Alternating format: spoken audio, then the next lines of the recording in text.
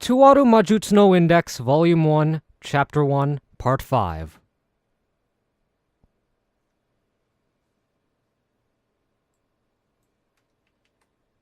Okay, I have a handout for you. Follow along while we go through this supplementary lesson.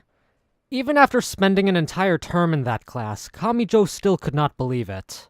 The homeroom teacher of Year 1, Class 7, Tsukuyomi Komoe, was a ridiculous teacher who was so short that only her head could be seen when she stood behind her desk. At 135 centimeters tall, there was a legend saying she was refused a roller coaster ride due to safety concerns and looked to the world like a 12-year-old who should be carrying a soprano recorder with a yellow hard hat and a red elementary school backpack. I won't stop you from talking amongst yourselves, but you need to listen to what I say. I put a lot of effort into making a quiz, so if you do poorly on it, you'll be punished with the see-through lesson. Sensei, isn't that where you play poker with a blindfold on? I've heard you can't leave until you win 10 times in a row despite not being able to see your cards, so wouldn't we just be stuck here until morning? Protested Kamijo Toma. Oh, but Kamijo-chan, you don't have enough development credits, so you'll be doing the see-through lessons regardless. Kamijo was at a loss of words when faced with the salesman's smile of a salaryman teacher. I see. Komoe-chan finds you so cute she just can't help herself, Kamiyan, said the blue-haired, ear-pierced male class representative who was sitting next to Kamijo. Do you sense some malice coming from that teacher's back as she enjoyably sketches up to reach the blackboard? What? What's wrong with having such a cute teacher scold you for failing a quiz? Getting physically abused by a little kid like that gets you a ton of experience points, Kamiyan. I knew you were a lolicon, but you're a masochist too? You're really hopeless. It's not that I like lollies, it's that I also like lollies. Kamijo almost shouted out, "You're omnivorous?" But he was interrupted. You two over there, if you say a single word more, you'll be stuck with Columbus's egg. Just as one would expect, Columbus's egg involved standing a raw egg upside down on a desk without anything supporting it. Those specializing in psychokinesis could keep the egg from falling when they worked to the point of the blood vessels in their brain almost bursting. It was actually an extremely difficult challenge because the egg would break if the psychokinesis was too powerful. As with the previous example, you would be stuck there until morning if you could not do it. Kamijo and Aogami Pierce stared at Tsukuyomi Komoe while forgetting to breathe. Okay? Her smile was quite frightening. While Komoe-sensei loved being called cute, she became incredibly irate when called small. However, she did not seem to mind being looked down on by the students. Part of it was something inevitable within Academy City. The city was a veritable neverland where over 80% of the population was students. The opposition to salaryman teachers was harsh even when compared to a normal school. And more importantly, the strength of a student was based on both their academic ability and their power. The teachers were the ones that developed the students, but the teachers themselves had no powers. Some, like PE teachers and guidance counselors, seemed like they were foreign units because they trained level 3 monsters with their own fists. However, it would be cruel to expect that from a chemistry teacher like Komoe. Hey, Kamiyan! What? Would it turn you on to get lectured by Komoe-sensei? I'm not you. Just shut up already, idiot. If we have to play it with a raw egg even though we don't have psychokinesis, we'll be spending our entire summer vacation here. If you get it, shut that fake Kansai dialect of yours. Fake? Don't call it fake. I really am from Osaka. Shut up. I know you're from a rice region. I'm in a bad mood, so don't make me play the straight man right now. I'm not from a rice region. I sure do love takoyaki. Stop trying to force yourself into the Kansai role. Are you really going to bring takoyaki for lunch just to fill this role? What are you talking about? It's not like someone from Osaka eats only takoyaki, right? Right? I think that's right. No, wait. But yeah, which is it? You're falling out of character, Mr. Fake Kansai, said Kamijo before sighing and looking out the window. He felt like he should be by Index's side rather than dealing with the pointless supplementary lesson. The walking church nun's habit she wore had indeed reacted to Kamijo's right hand, although reacted was perhaps an understatement. But that did not mean he had to believe. Most likely, the majority of what Index said was a lie, and even if it were not, she may have just mistaken some natural phenomenon as the occult. Even so, I guess the fish that gets away always seems huge. Kamijo sighed again. If the alternative was being stuck at a desk in that sauna-like classroom with no air conditioning, charging into a fantasy of swords and magic may have been better. And he even had a cute, though difficult to say beautiful, heroine to go with it. Kamijo recalled the hood Index had forgotten in his room. In the end, he had not returned it. He did not see it as having been unable to return it. Even if Index had disappeared, he would likely have found her if he had seriously started looking for her. And even if he had not, he could still go out and run around the city looking for her with the hood in one hand. When he thought about it, he realized he had wanted some kind of connection. He had felt that she might come back to get it someday. Because he felt that white girl had shown him such a perfect smile. He felt like she would disappear like an illusion if he did not leave some kind of connection. He was afraid. Oh, so that's it. After going through those somewhat poetic thoughts, Kamijo finally realized something. When it came down to it, he did not hate the girl who was caught on his balcony. He had liked her enough that the thought of never seeing her again left him with a slight twinge of regret. Damn it, he clicked his tongue. With how heavy she weighed on his mind, he wished he had stopped her from leaving. Come to think of it, what was it with those 103,000 grimoires that she'd mentioned? Index had said that the group, a magic cabal, something like a corporation, after her seemed to be pursuing her because they wanted those 103,000 grimoires.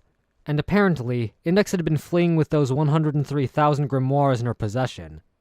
It was neither a key nor a map to the place where all those books were stored. When Kamijo had asked where all those books were, she simply said, "Right here." However, as far as Kamijo could see, she did not have a single book. Even if she did, Kamijo's room was not large enough to house 100,000 books. What was all that about? Kamijo tilted his head to the side in puzzlement. Since Index's walking church had reacted to Imagine Breaker, her words were not complete delusion. However...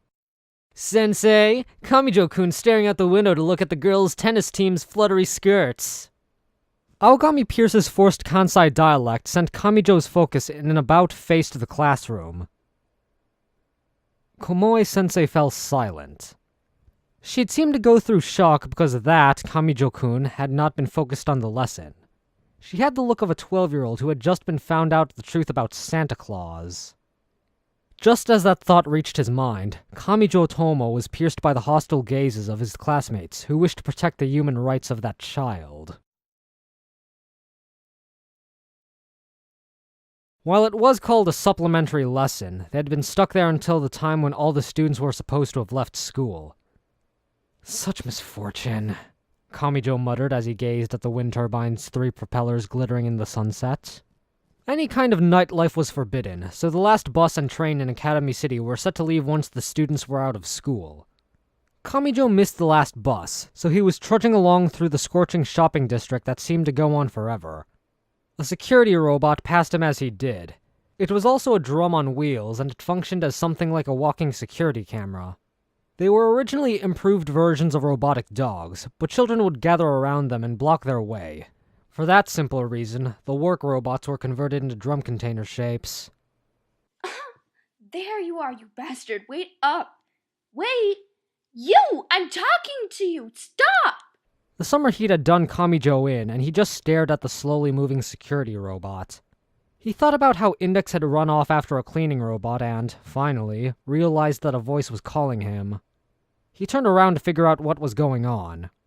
She was a middle school-aged girl with shoulder-length brown hair that glowed a flame red in the sunset, but her face was dyed even redder. She wore a gray-pleated skirt, a short-sleeved blouse, and a summer sweater. At that point, he finally realized who she was. "Oh, it's you again, bitty middle schooler." Don't call me Bitty Bitty. I have a name. It's Misaka Mikoto. Why don't you learn it already? You've been calling me Bitty Bitty since we first met. Since we first met? Kamijo thought back. Oh, right. When they first met, she had been surrounded by delinquents just like the other day. As the children approached her, he had thought that they were after her wallet and stepped forward in an Urashima Taro-esque move. However, for some reason, the girl was the one that became irritated, saying, Shut up. Don't get into other people's fights. Kamijo had of course blocked her biri with his right hand, and she had responded with, Huh? What? Why didn't that work? Then how about this? Huh? one thing had led to another, and things had ended up in their current relationship. What? I'm not sad, so why am I crying, Mom? What's with that distant look in your eyes?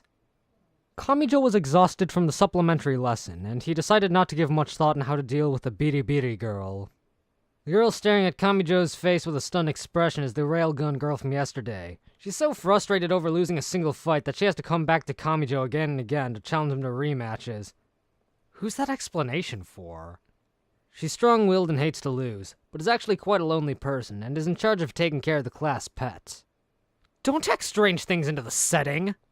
The girl, Misaka Mikoto, flailed her arms around, and all focus on the street was drawn to her. It was not all that surprising. The completely normal summer uniform she wore was the uniform of Tokiwadai Middle School, one of the 5 most prestigious and elite schools in Academy City. For some reason, the explosively refined girls from Tokiwadai seemed to stand apart even in a station at rush hour, and it would strike anyone as odd to see one sitting on the floor of a train messing around with her cell phone like any other person. So what do you want, biri? Actually, why are you wearing your uniform during summer vacation? Do you have supplementary lessons? Shut up! Were you worried about the class bunny? I told you to stop with the animal stuff. Also, today I'm gonna make you twitch like frog legs with electrodes attached, so you better get your will and inheritance in order. I don't think so. And why not? Because I'm not in charge of my class's pets. Why, you quit making fun of me! The middle school girl stomped down on the tiles of the path. At that exact moment, a tremendous noise came from the cell phones of the people walking along the area. Additionally, the cable broadcast in the shopping district cut out and a horrible noise came from the security robot.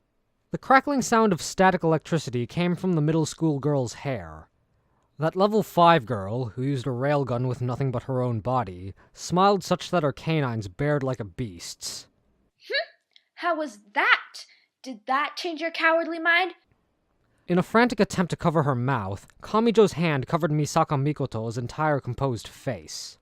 Shut up! Please just shut your mouth! Everyone's cell phones were fried and they're looking none too pleased. If they find out it was us, they'll make us pay, and I have no idea how much that cable broadcast costs.